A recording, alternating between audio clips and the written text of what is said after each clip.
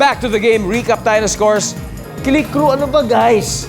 Wala, 0 pa tayo. Aidan. Pinagbibigyan na po namin yung mga bata. Aidan. Ito na yung contact natin. Let's do it. Babawi Round 7, 226 points. James, babawi ba kayo? Babawi na po. Alright, let's go James. Let's go Egypt. For the last head-to-head battle.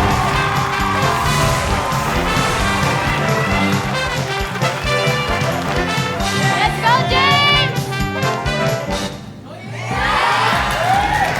Si James, alam niyo po, si James di papatalo eh. Si James mahilig sa ice skating, mahilig din sa swimming, habang si Egypt naman naglalaro ng table tennis, football, basketball at badminton. Pero sa round na ito, pabilisan ng utak at pabilisan ng kamay. James, Egypt, 4 answers are on the board. Anong gulay ang pwedeng iihaw? James.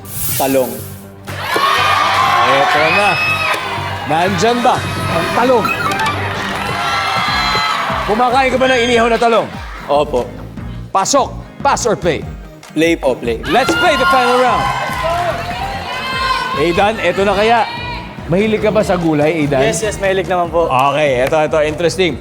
Aidan, anong gulay ang pwedeng iihaw, Aidan? Okra? Okra. Pwede, Pero pwede. sa social media may prokra at saka nokra. Ikaw ba, prokra ka ba? Hindi po eh. Hindi ako kumakain ng okra. Hindi ka, nokra ka, nokra. Okra. Waynona, Oh my God! this is it. Anong gulay ang pwedeng iihaw, Waynona, for the win? 2 more to go. Kamatis? Nandyan ba ang kamatis? Oh, Fruit? yeah. Nga pala. Charlie, anong gulay ang pwedeng iihaw? Gulay. Patatas po. Patatas. Good answer! Good answer po yan! Masarap naman. Ginawa mo bang parang french fries, ganon? Yes po. Inihaw na patatas. Nandyan ba yan? Survey says. Wala. Inihaw na patatas. Well, 7. James, anong gulay, James, ang pwedeng iihaw? Carrots po. Carrots. Nandyan ba ang carrots?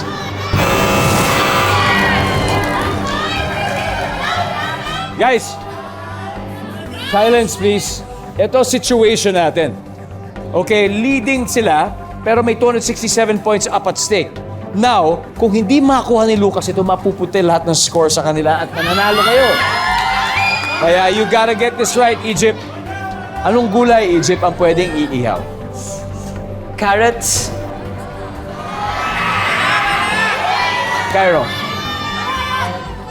Asparagus. Asparagus. Spell asparagus. Johan. Onion. Onion. Lucas, isang tamang sagot lang, 2 pa ito. For the win, anong gulay ang pwedeng iihaw, Lucas? Corn. Mais. Ang sabi niya mais. Ang mais talaga sa totoong buhay, botanically, ay isang fruit. Pero, culinarily speaking, kinoconsider nila na ito ay isang gulay. Iniihaw ba ang mais? Siyempre, alam natin iniihaw yon. Ang tanong, gulay ba daw yon? Pero ang mas malaking tanong, kasama ba siya sa survey? Survey says...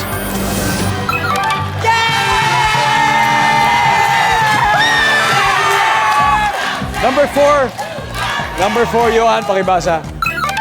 Sibuyas. Tama sagot ko. Amare. After 4 rounds, we have a winner. Cloud 7, 508 points.